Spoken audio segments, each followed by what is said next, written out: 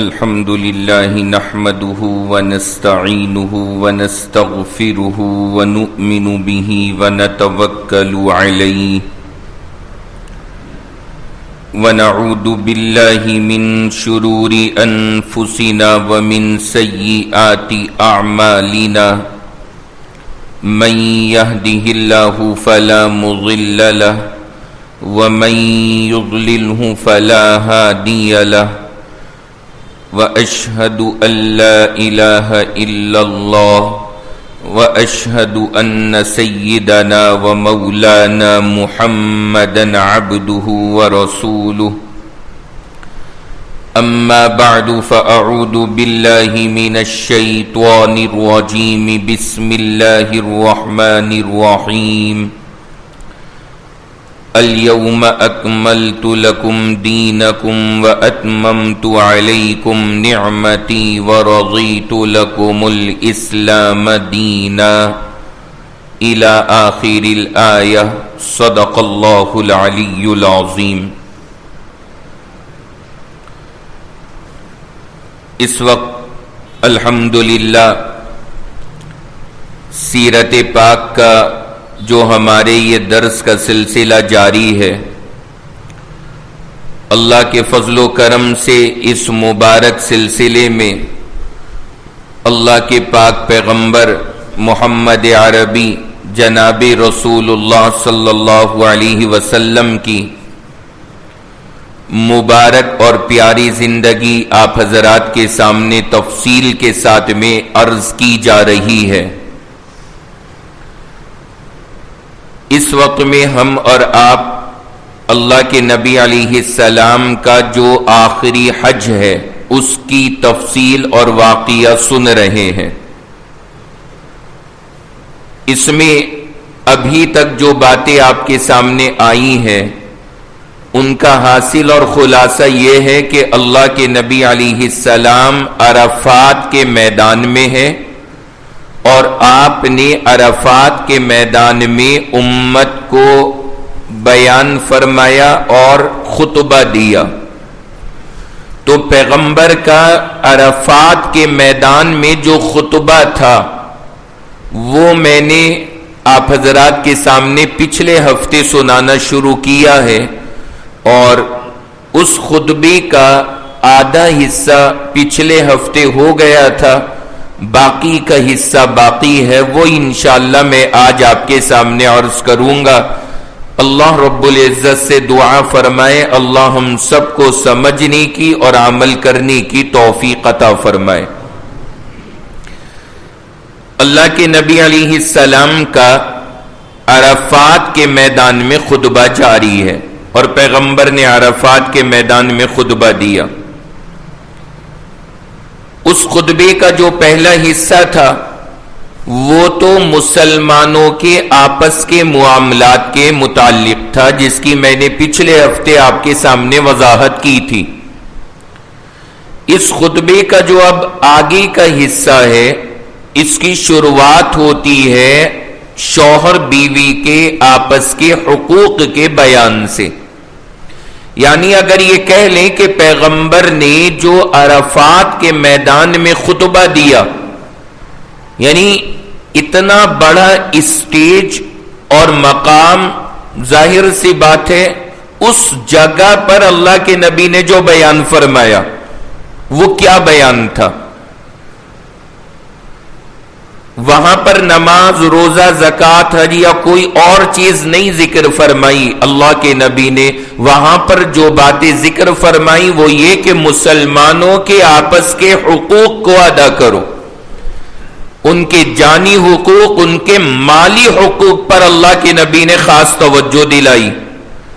اور اس سے فارغ ہونے کے بعد پھر اللہ کے نبی علیہ السلام نے شوہر بیوی کے معاملات پر توجہ دلائی اور آپ نے فرمایا اے لوگو، عورتوں کے ساتھ حسن سلوک کرنے میں میری نصیحت کو قبول کرو.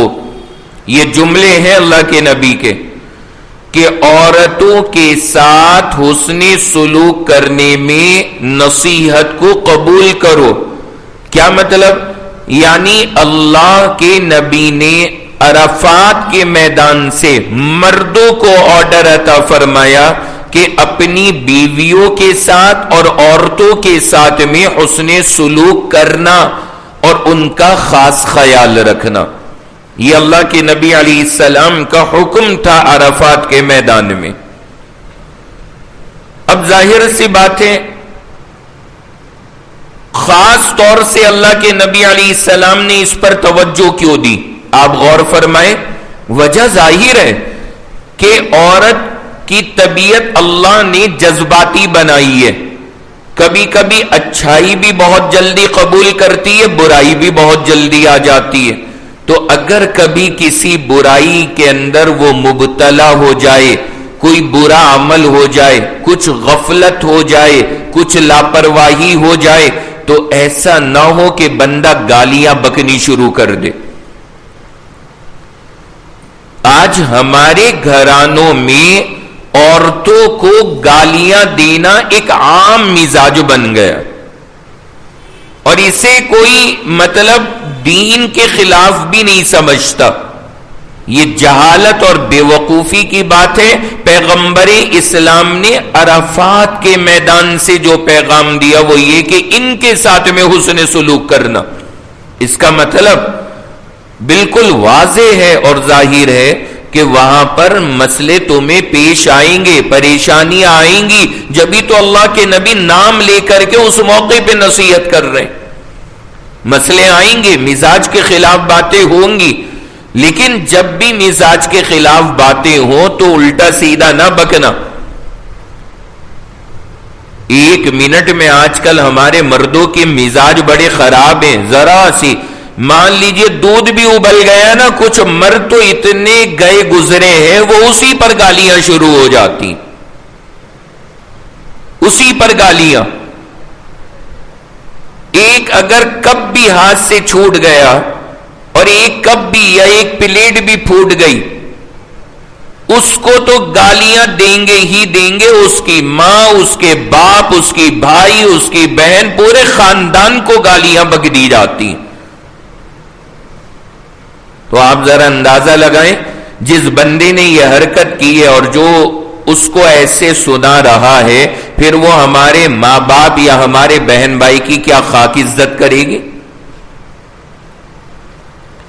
پھر اسے موقع ملے گا اور اس کے سامنے کوئی بات آئے گی، ایک منٹ میں پھر وہ بھی سنائے گی. اور پھر بندہ جب اپنے ماں باپ کو کہا جائے پھر قابو میں آتا نہیں ہے، پھر اٹھا کر کے ہاتھا پائی شروع کہ جی یوں کہہ دیا. آپ بھی تو دیکھیں نا کہ وہ دروازہ کھولا کس نے. تو ان باتوں کی جانب توجہ کرنے کی ضرورت ہے. بد مزاجی یہ ہمارے دیندار طبقے کی بھی علامت بن گئی ہے. دیکھنے میں نمازی ہے، 5 وقتہ نمازوں کے پابند ہیں، چہروں پہ داڑھیاں ہیں، کرتے پجامے ہیں، لیکن بد مزاج ہیں. گھر والوں کے ساتھ حسن سلوک نہیں ہے، اکھڑ مزاج ہے. ایسا مزاج ہے کہ گھر والے سوچتے ہیں یار یہ دفان ہو جائے نا، کہیں کو چلا جائے تو سکون ملے. کچھ وقت کے لیے باہر چلا جائے تو گھر والے چین کی سانس لیتے ہیں. اگر ہم اللہ نہ کرے ایسے ہیں تو یہ ہمارے لیے عبرت کی بات ہے، خطرے کی بات ہے کہ پھر ہم واقعی بڑے مزاج ہیں. اللہ کے نبی عرفات کے میدان سے آپ کو یہ خطبہ دے رہے ہیں اور یہ باتیں فرما رہے ہیں، یہ نصیحتیں، اور یہ ہے مکمل اسلام. مکمل اسلام عبادتوں کا نام نہیں ہے کہ جی بس نماز کرو، اللہ اللہ کیے جاؤ، تسبیح پہ تسبیح کھینچتے رہو، تم پورے مسلمان بن گئے. نہیں، میں نے پہلے بھی یہ بات عرض کی کہ یہ ایک حصہ ہے اسلام کا، پورا اسلام نہیں ہے. پورا اسلام نام ہے اپنی عبادات، اپنی معاشرت، اپنے اخلاق، اپنے معاملات، ہر چیز کو اسلام کے مطابق بنانے کا. ہر چیز ہونی چاہیے اسی رنگ میں. کچھ سے تو گھر والے پریشان ہیں، کہتے ہیں لے جاؤ اس بڑے میاں کو، اس نے جینا تنگ کر رکھا، ناک میں دم کیے ہوئے، حال خراب کر دیتے ہیں گھر والوں کا. ایسا مزاج نہیں ہونا چاہیے. گھر میں تو ایسا رہنا چاہیے کہ گھر والوں کو خوشی ہو کہ ہاں کوئی بڑا آ گیا گھر میں، ایسا نہ ہو کہ یار کیا مصیبت آ گئی۔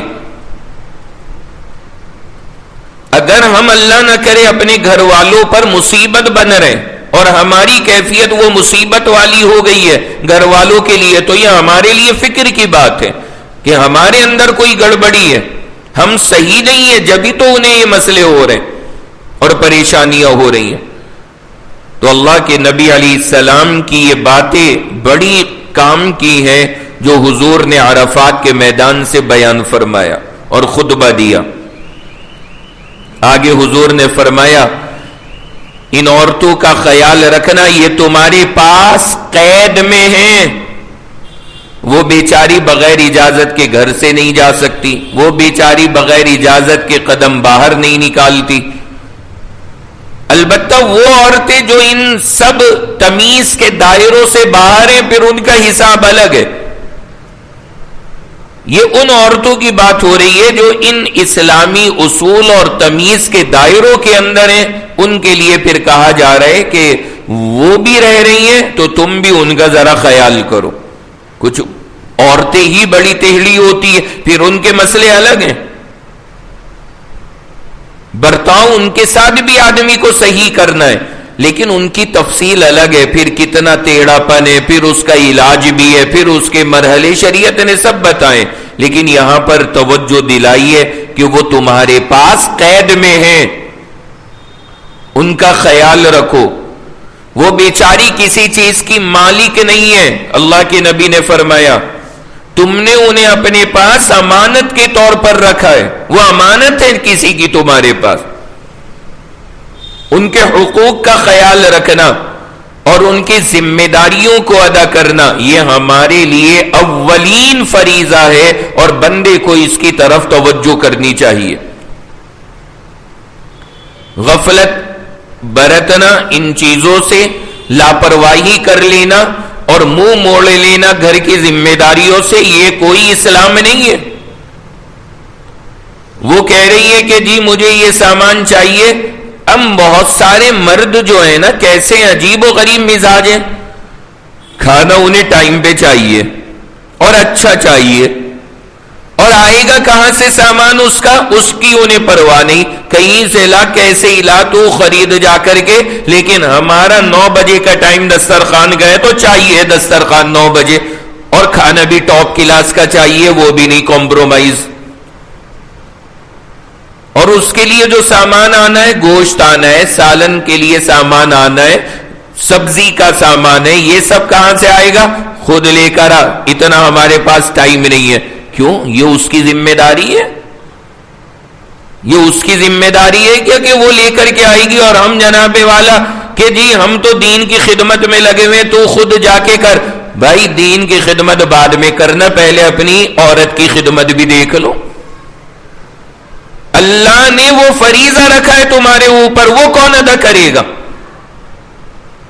اس میں غفلت ہے، یہ ہم مردوں کی غفلت ہے کہ جی تو خود کر لینا، ہمارے پاس ٹائم نہیں ہے، ہمیں تو دین کا کام کرنا ہے۔ دین کا کام آپ اسے کیوں نہیں سمجھ رہے؟ وہ بھی تو اللہ کے نبی نے حکم دیا ہے نا، وہ بھی دین کا کام ہے۔ یہ میں باتیں اس لیے عرض کر رہا ہوں کہ یہ ایک ناسور جیسا ہے اور ہمارے معاشرے میں پھیل چکی ہے یہ بیماری۔ اتنے زیادہ اپنے گھر کے معاملات سے مرد غافل ہیں جس کی کوئی حد نہیں ہے، عورتیں بیچاری سارے کام کرے پھر رہی ہیں، مرد توجہ دینے کو ہی تیار نہیں۔ اب ظاہر سی بات ہے جب مرد نہیں کرے گا تو پھر عورت کی سر پر آتی ہے، وہ بیچاری پھر مجبور ہے۔ اسلام نے یہ فریضہ رکھا کہ آپ ان چیزوں کو ادا کریں اور اس کی فکر کریں، تو ہمیں یہ اپنی شرعی ذمہ داری سمجھ کر کے ادا کرنا چاہیے۔ یہ کوئی دنیا نہیں ہے، یہ بھی اللہ کے نبی کا آرڈر ہے۔ عرفات کے میدان سے جو حکم اللہ کے نبی نے دیا، کیا اسے پورا کرنا دین نہیں ہے؟ ہم نے دین کا مطلب یہ چھوٹا سا سمجھ لیا کہ بس ہمارے یہ 2 کام اور ہمارا دین مکمل. جناب والا اتنا چھوٹا دین نہیں ہے جتنا ہم نے اپنے دماغ میں سمجھا ہے. دین نام ان تمام چیزوں میں پرفیکٹ ہونے کا. ہر شعبہ کلیئر ہو، ہر میدان میں بندہ اپنی ذمہ داری کو پورا کرے. تو حضور علیہ السلام عرفات کے میدان سے یہ خطبہ آپ کو سنا رہے ہیں، یہ نصیحتیں اپنی امت کو فرما رہے ہیں کہ انہیں اپنی ذمہ داری سمجھو. یہ امانت ہے تمہارے پاس، امانت کے طور پہ تم نے رکھا ہے، اور تم نے ان کو اللہ کے کلیمے کے ذریعے اپنے لیے حلال کیا. ظاہر سی بات ہے ہمارے لیے وہ عورتیں حلال ہیں. کس بنیاد پر؟ اللہ کے ایک کلیمے کی بنیاد پر.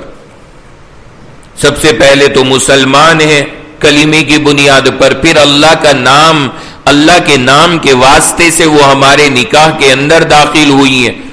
ایک اللہ کے نام اور اللہ کے نام کے واسطے سے وہ ہمارے لیے حلال ہوئی ہیں. کوئی ویسے ہی نہیں کہ کسی نے لا کر کے سر پہ تھوپ دیا.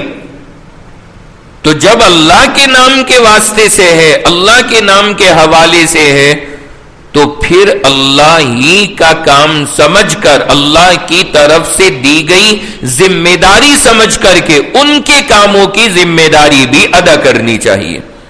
یہ اسلام نے ہمیں سکھایا، اسلام کی تعلیم ہے.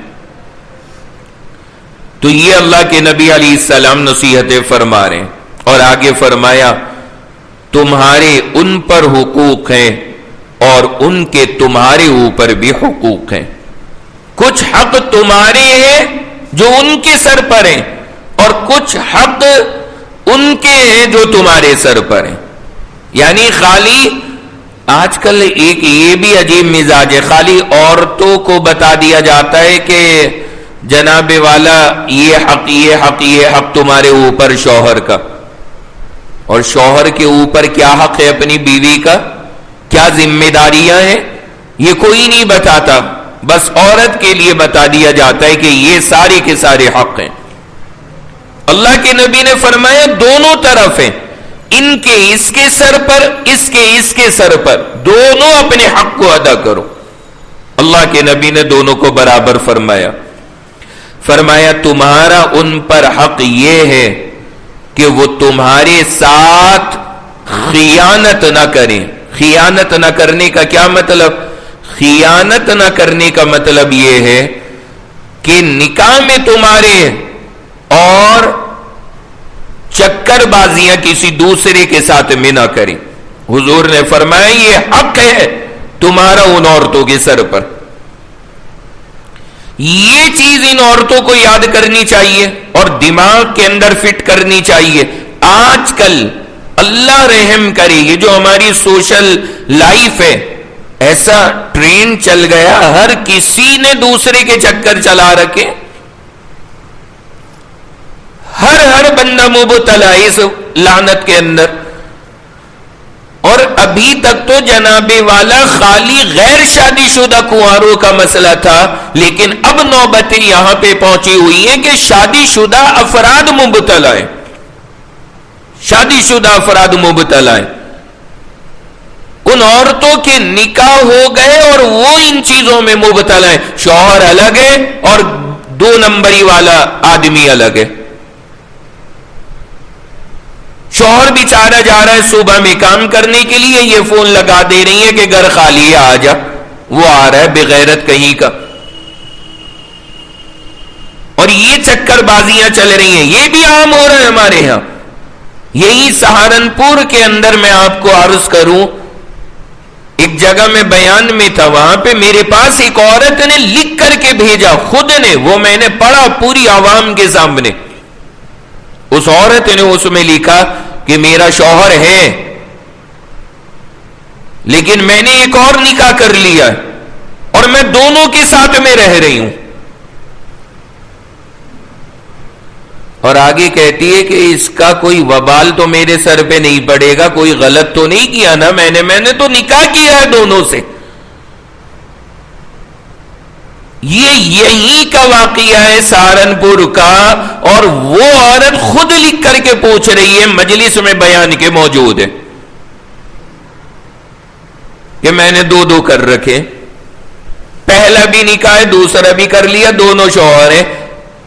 دوسرے والے کو پہلے کا تو پتا ہے، پہلے کو بیچارے کو دوسرے کا کچھ نہیں پتا، رہ رہی پہلے کے گھر میں، وہ گیا اسے فون کر دیا کہ لائن کلیئر ہے، اب تو آ جا۔ یہ کیا ہے؟ اللہ کے نبی علیہ السلام نے فرمایا عورت کے اوپر شوہر کا سب سے بڑا حق یہ ہے کہ اپنی جان، اپنی ذات میں وہ ذرہ برابر خیانت نہ کرے، کسی مرد کی جانب ذرا توجہ نہ کرے اور ذرا نگاہ اٹھا کر کے نہ دیکھے۔ یہ سب سے پہلا حق ہے شوہر کا اپنی بیوی پر۔ عورت کو چاہیے اس میں آنچ نہ آنے دے، کیونکہ ظاہر سی بات ہے یہ وہ معاملہ ہے جس پر جب چوٹ پڑتی ہے اور آنچ آتی ہے تو پھر سارا اعتماد چکنا چور ہو جاتا ہے۔ اور اگر مرد غیرت مند ہے وہ پھر اس کے ساتھ زندگی گزارنا گوارا نہیں کر سکتا۔ یہ حالات ہیں، یعنی ایسا بھوت سوار ہے، یہ شہوت، خواہش، جذبہ، انسان اب انسان نہیں، اس کے چکر میں انسان جانوروں والی زندگی گزار رہا ہے۔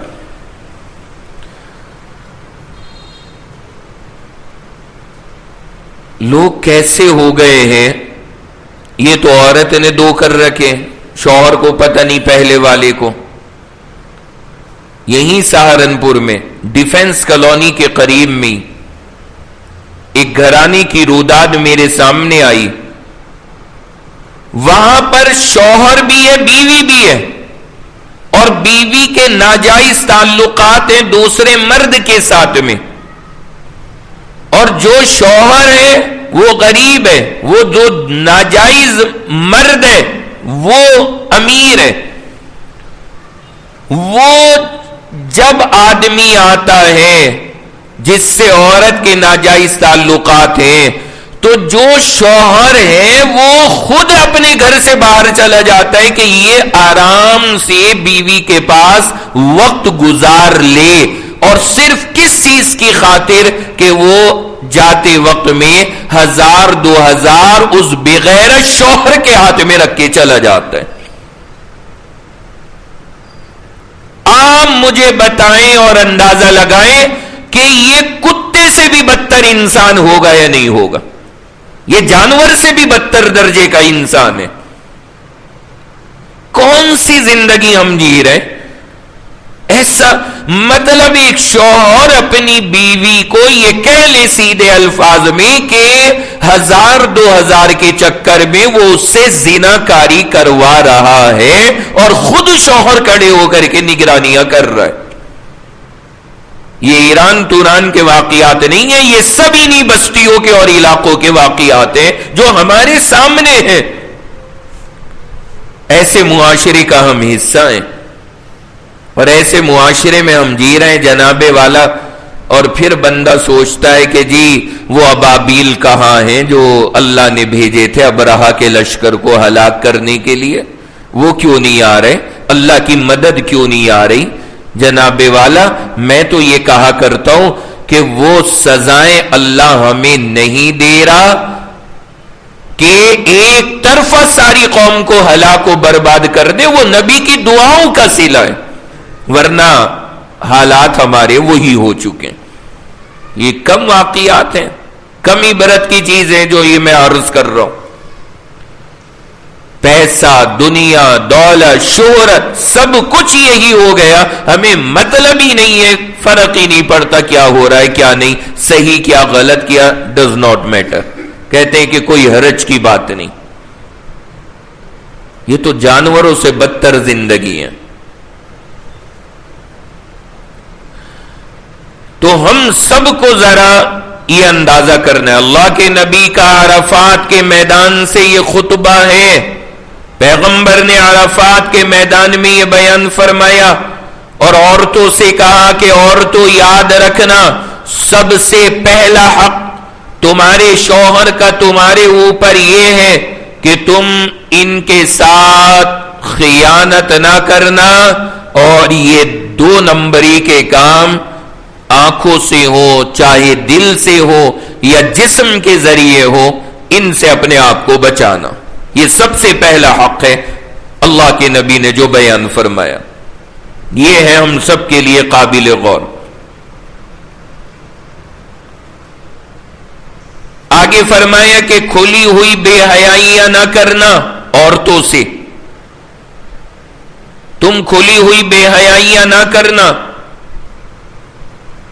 اللہ کے نبی علیہ السلام نے انہیں یہ نصیحت فرمائی، یعنی بے حیائیوں سے بچو گی تبھی تو ان چیزوں سے بچنے کی ہمت ہوگی.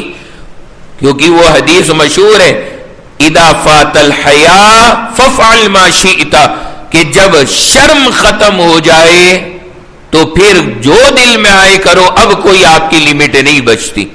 شرم ہی تو ہمیں ان حرام کاریوں سے روکتی ہے. اللہ کے نبی نے کہا بے حیائیاں نہ کرنا تاکہ تم یہ جو لمٹس ہیں انہیں پار نہ کرو. یہ نصیحت اللہ کے نبی نے فرمائی. اور اس کے بعد فرمایا اگر عورتیں خلاف ورزی کریں، تمہاری بات نہ مانے، کبھی اگر وہ ٹیڑھی چلے، تو اللہ کے نبی نے فرمایا اللہ نے تمہیں یہ حق دیا ہے کہ انہیں بستروں پر تنہا چھوڑ دو. کیا مطلب؟ یعنی بعض مرتبہ شوہر بیوی میں جھگڑا ہو گیا اور عورت غلط ہے، معافی بھی نہیں مانگ رہی. اگر مرد غلط ہے تو مرد کو چاہیے نا کہ معافی تلافی کر کے بات کو ختم کرے. لیکن اگر عورت کی غلطی ہے اور وہ معاملہ صاف بھی نہیں کر رہی، تو اللہ کے نبی نے آپ کو یہ دیا حکم، اجازت دی، فرمایا انہیں بستروں میں اکیلے چھوڑ دو. کیا مطلب؟ یعنی ساتھ میں سونا بند کر دو. یہ اللہ کے نبی علیہ السلام کی جانب سے آرڈر ہے. یہ اصلاح کے لیے، کیونکہ اگر اس میں ذرہ برابر غیرت ہوگی، وہ یہ چیز ہے نا گوارا نہیں کرنی، اور وہ بے چین ہو جائے گی، تڑپ جائے گی اگر شوہر نے اس سے یوں منہ پھیر لیا اور اس نے اپنا بستر اگر بدل لیا. ایک آدھ رات صوفے پہ سو جاؤ. یہ اصلاح کرنے کا طریقہ ہے. وہ نہیں کہ 1 منٹ میں گالیوں پہ آ گئے، تیری اس کی، تیری اس کی، دنیا بھر کی کر ڈالی. یہ طریقہ نہیں ہے. تھپڑ پہ تھپڑ برسا دیے، چوٹی پکڑ کے گھما رکھا، یہ طریقہ نہیں ہے. اگر کبھی کوئی غلط بات ہو بھی جائے اور واقعی وہ غلط ہو اور وہ اس کی تلافی بھی نہ کرے، تو پھر سزا یہ ہونی چاہیے کہ تم ان سے علیحدہ ہو جاؤ. پہلے بستر بدل لو، بیڈ چھوڑ کے نیچے زمین پہ سو جاؤ. اگر اس کی طبیعت میں ذرہ برابر سلامتی ہے، وہ فوراً معاملے کو سلجھا لے گی. اتنا ہی مسئلہ اس کے اصلاح کے لیے کافی ہے. اور اگر وہ اتنا نہ کرے تو تھوڑا سا کمرہ بدل لو. اور آگے فرمایا کہ پھر بھی نہ کام چلے تو تھوڑی بہت سزا بھی دے سکتے ہو. لیکن سزا کیسی؟ اللہ کے نبی نے فرمایا کہ جسم پہ ذرہ برابر سزا کا نشان بھی ظاہر نہ ہو، ایسی سزا وہ دینے کی اجازت ہے. یہ جو کھینچ کھینچ کے تھپڑ جڑتے ہیں نا، یہ کسی صورت جائز نہیں، یاد رکھیے گا. عورت پر ہاتھ اٹھانے والے 1 نمبر کے یہ بزدل اور نکھٹو لوگ ہیں. یہ بالکل ختم انسان ہے. اس سے زیادہ بغیرت آدمی کوئی نہیں جو عورت پر کھینچ کر کے ہاتھ اٹھا رہا ہے. اس کی کوئی اجازت نہیں ہے اسلام میں. اخیر درجہ جو سزا کا ہے وہ یہ کہ ایسی ہلکی سی سزا دے دو کہ جسم پر کوئی نشان بھی ظاہر نہ ہو. اب آپ اندازہ لگائیں، عورتوں کا جسم ویسے ہی نازک، اگر آدمی ذرا سا ہلکا سا بھی قریب سے بھی یوں مارے گا نا تب بھی ہلکا سا اثر تو اس میں بھی آ جائے گا. حضور نے کہا نشان ذرا سا ظاہر نہ ہو. اسی لیے بعض علماء نے لکھا ہے کہ عورت کو اگر مارنا پڑے تو کس طرح ہے، جیسے یہ کپڑا ہے، کپڑا ہاتھ میں لے، ہاتھ سے نہ مارے کپڑے سے، اور کپڑے سے بھی کیسے، اس کو یوں ہاتھ میں پکڑ لے اور جو ایک سائیڈ ہے کپڑے کی اس سے مارے. آیا نا سمجھ میں نے پریکٹیکلی کر کے دکھایا ہے آپ کو. ایسے مارے. آپ کہیں گے یہ مار ہو رہی یا مذاق ہو رہا ہے یا کھیل ہو رہا ہے، جو بھی ہے یہ ہے بس، اس سے اوپر نہیں، اس سے اوپر نہیں ہے ہی نہیں، چونکہ ہمیں آپ کو اسلام کا مسئلہ بتانا ہے. یہ ہے وہ آخری درجہ جس کی اجازت ہے. اب پکڑ کے رومال یوں کرتے رہو دوپٹے سے، نہیں بنا رہی چاہے، نہیں کر رہی گھر کو صاف، بٹ دوپٹے کے کونے سے ہلکے ہلکے بیٹھے ہوئے مارتے رہو، بس وہ اجازت ہے اور کچھ نہیں. علماء نے لکھا فَضْرِبُوهُنَّ ضَرْبًا غَيْرَ مُبَرِّحٍ. عرفات کے میدان میں پیغمبر نے مار کا حکم بھی دیا اور طریقہ بھی بتایا کہ ایسی ہونی چاہیے کہ جس میں ذرہ برابر وہاں پہ تکلیف یا نشان کا معاملہ نہ ہو. اور علماء نے اس کی وضاحت کی جو میں نے آپ کو کر کے دکھائی، کیونکہ ہاتھ سے اللہ نے عورت کے جو بدن کی کیفیت بنائی ہے اس میں ظاہر سی بات ہے نشان آنے کا، اثر ظاہر ہونے کا چانس بہت زیادہ ہے. اس لیے علماء نے لکھا ہے کہ اگر مارنا ہو تو اس طرح سے، یہ مار انشاءاللہ محبت بڑھانے کا ذریعہ بنے گی. ایسے مار کے دیکھیے گا،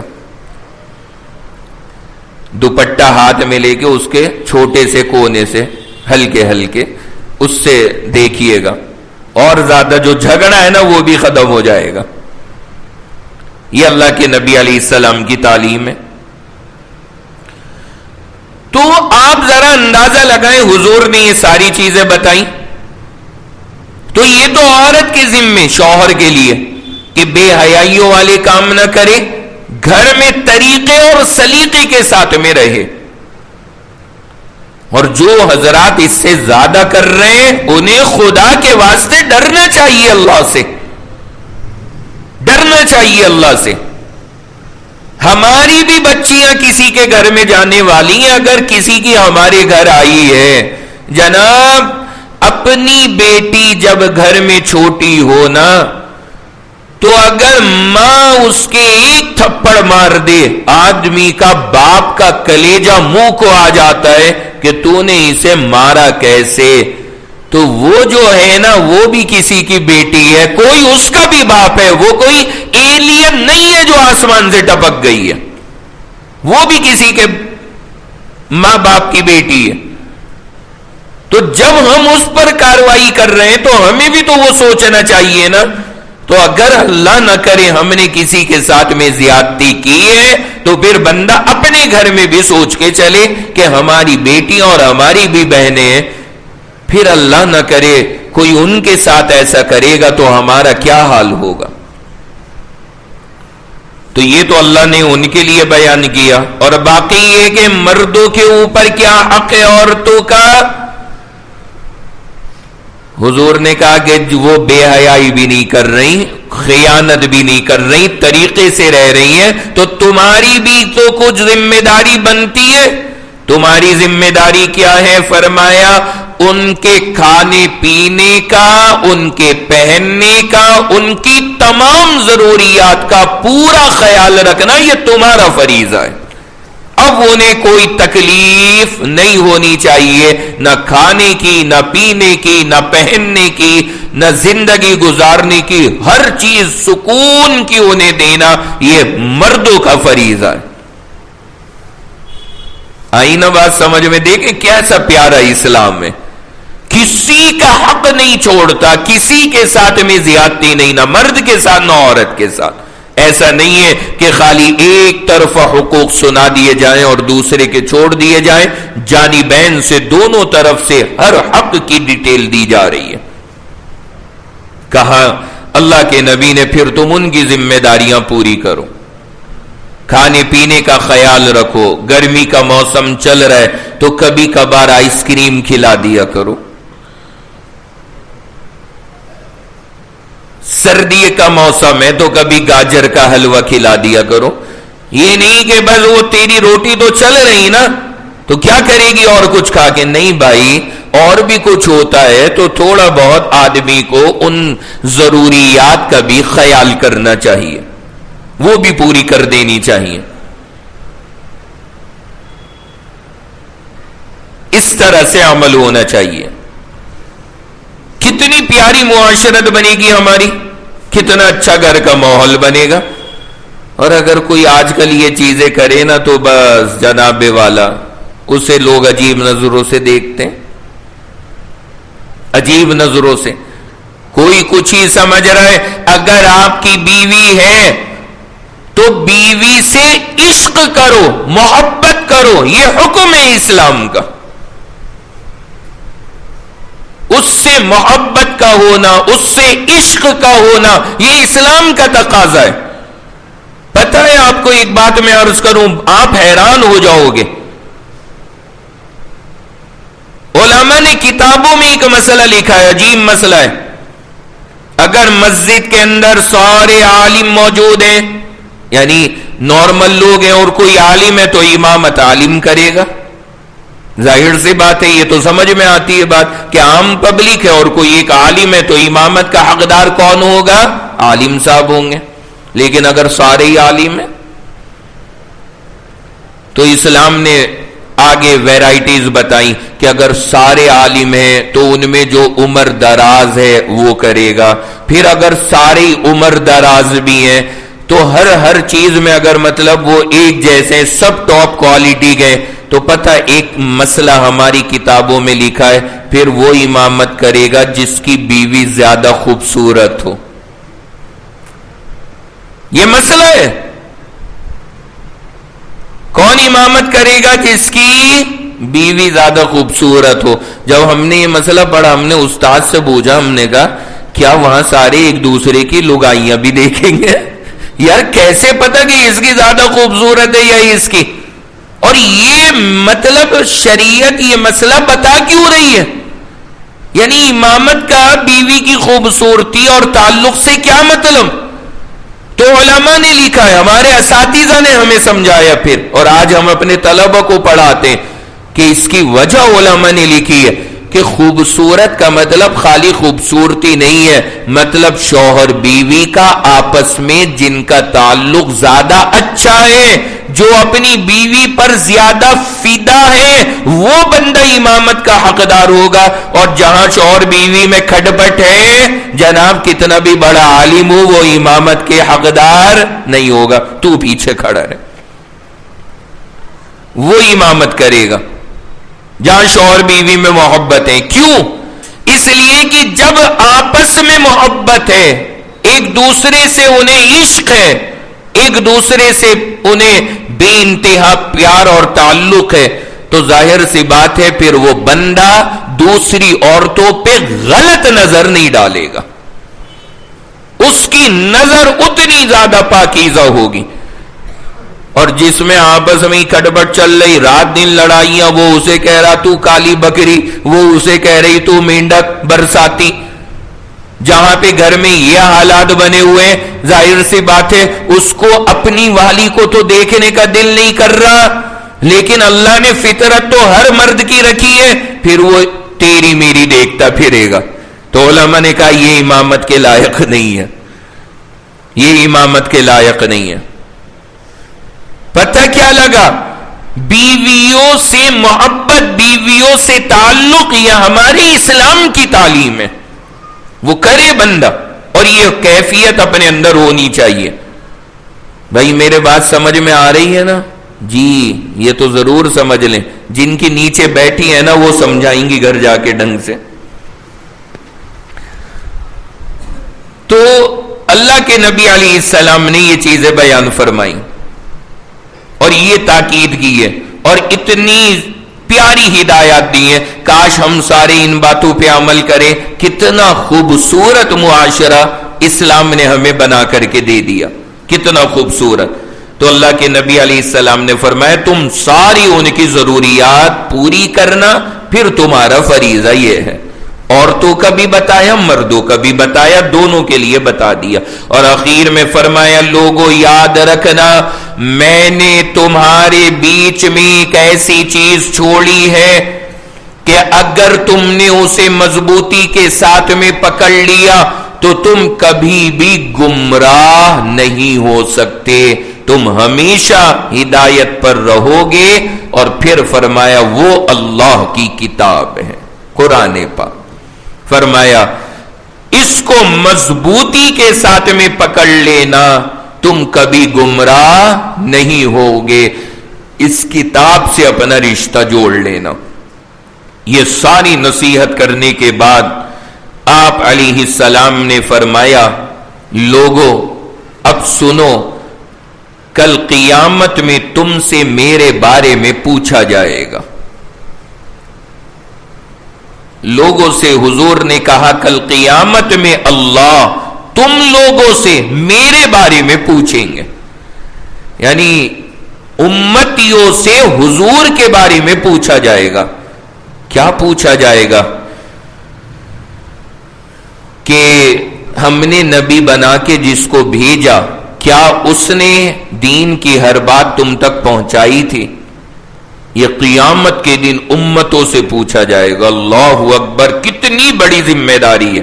آج علماء اگر نبیوں کے وارث ہیں تو علماء کو بھی یہ بات ذہن میں رکھنی چاہیے کہ مکمل دین کو سنائیں, کسی کو اچھا لگے یا برا لگے اس کی مرضی, فرق نہیں پڑتا. کسی کو سمجھ میں آئے نہ آئے, صحیح لگے برا لگے, جو مکمل دین ہے سنا دو. ورنہ اللہ پوچھیں گے لوگوں سے کہ ہم نے فلاں کو بطور عالم تمہارے درمیان میں رکھا تھا, کیا اس نے مکمل دین پہنچایا؟ اگر نبیوں کے بارے میں سوال ہے تو نبیوں کے وارثوں کے بارے میں بھی سوال ہوگا. اس لیے مکمل دین کا مطلب وہی سارا دین آنا چاہیے. کوئی ایک چیز نہیں کہ بس ہم ایک چیز کو لے کر کے بیٹھ جائیں. پورا دین سکھانا یہ علماء کی ذمہ داری ہے, اور ظاہر سی بات ہے علماء ہی سکھائیں گے, کیونکہ مکمل دین آدمی جب سکھائے گا جب مکمل دین سیکھے گا. اور الحمدللہ یہ مدارس کا جو ہمارا نظام ہے یہ وہ نظام ہے جہاں پر آج بھی پیغمبر کی پوری شریعت کی الحمدللہ مکمل حفاظت کی جا رہی ہے. ایک ایک مسئلہ 1450 سال سے آج تک ان مدارس کی درسگاہوں میں محفوظ ہے. ایک ایک مسئلہ. کچھ مسئلے تو ایسے ہیں جو آج کل یوز میں بھی نہیں ہے, جیسے غلام اور باندیوں کے مسئلے. آج کل وہ مسئلے چلتے بھی نہیں ہیں, لیکن ہمارے یہاں مدرسوں میں الحمدللہ غلام اور باندیوں کے بھی A to Z سارے مسئلے دلیلوں کے ساتھ پڑھائے جاتے ہیں. کیوں؟ طلبہ ہم سے پوچھتے ہیں کہ جی استاد جی یہ کیوں پڑھا رہے ہو؟ اس کی تو آج کل کہیں ضرورت ہی نہیں ہے, نہ کہیں غلام نہ کہیں باندی. تو اساتذہ جواب دیتے ہیں ضرورت پڑے یا نہ پڑے یہ الگ بات ہے. علماء کا کام, مدرسے کا کام مکمل دین کی حفاظت کرنا ہے اور اگلی نسلوں تک پہنچانا ہے. ہم وہ کام کر رہے ہیں.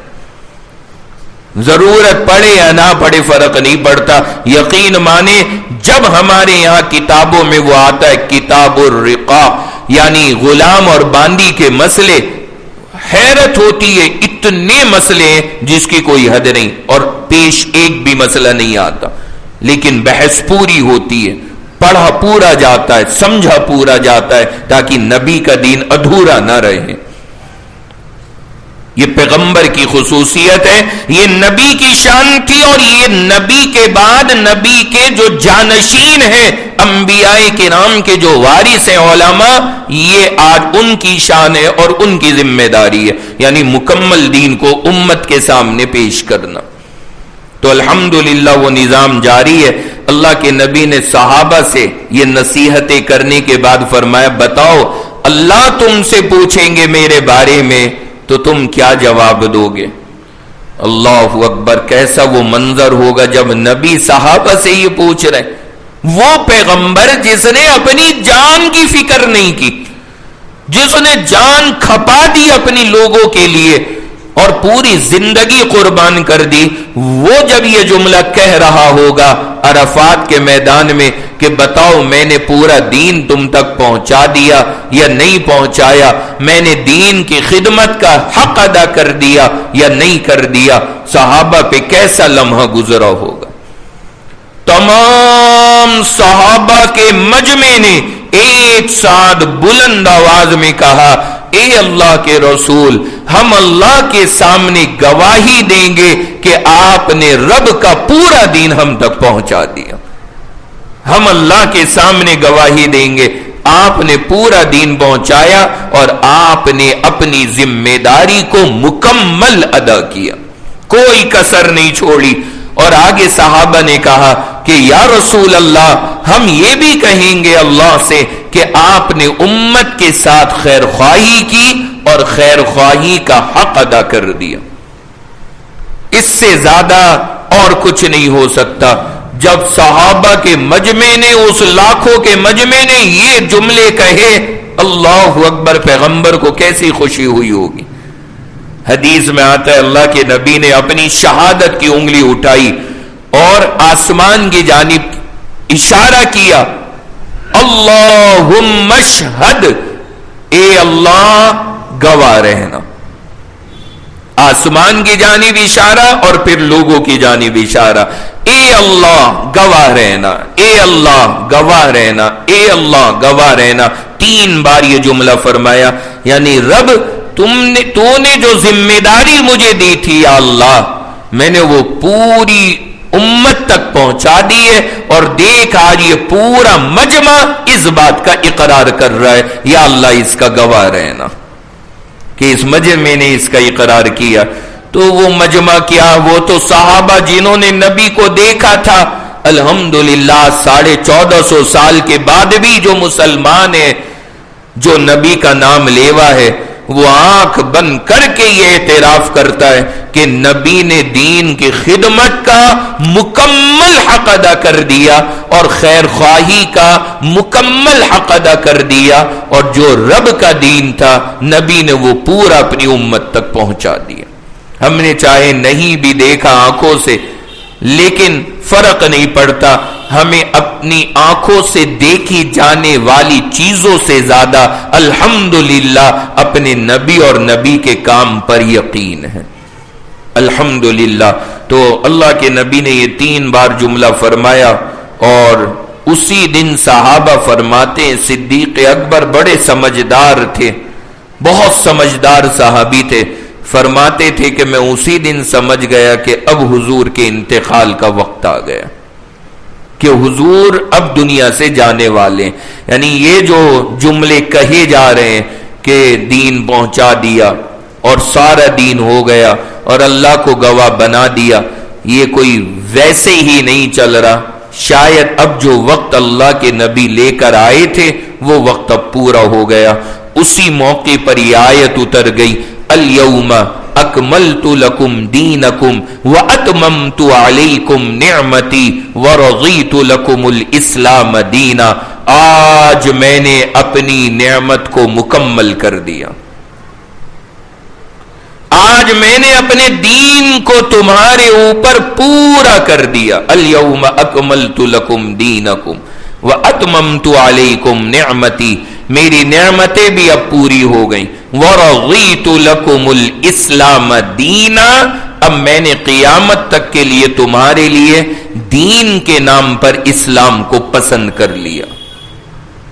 صحابہ کہتے ہم سمجھ گئے کہ اب بس یہ نبی کی روانگی کا اور رخصتی کا اشارہ ہے، اور اب پیغمبر کا وقت پورا ہوا اور اب پیغمبر اس دنیا سے رخصت ہوں گے۔